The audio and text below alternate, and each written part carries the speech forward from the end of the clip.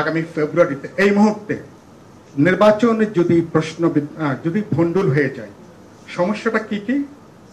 ইতিমধ্যে অভ্যুত্থানকারী দলগুলোর মধ্যে নানা প্রশ্নে বিভক্তি বিভাজন প্রতিদিন বাড়ছে। ইঙ্গিতটা খুব খারাপ।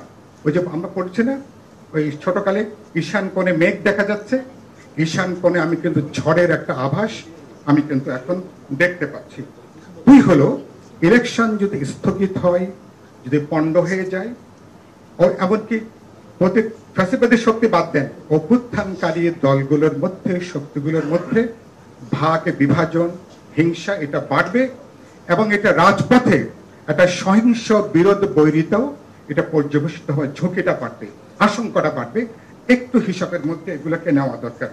দুই হচ্ছে, আমি প্রায় বলে আসছি গত কমাস ধরে একটা সামাজিক নৈরাজ্য এখন চলছে। এই নৈরাজ্য খুবই দ্রুত দলগুলোর মধ্যে যখন বিভক্তি বিভাজন বাড়বে, সামাজিক নৈরাজ্য ইমিডিয়েটলি একটা রাজনৈতিক নৈরাজ্যে এটা টার্ন নিতে পারে। সে ব্যাপারে আমি খুবই উদ্বিগ্ন, আমার খুব গভীর একটা আশঙ্কা আছে। এবং এ ধরনের একটা পরিস্থিতি তৈরি করবার জন্য দেশের ভেতরে, আমাদের সীমান্তের চারপাশে অনেকে কিন্তু অপেক্ষা করছেন।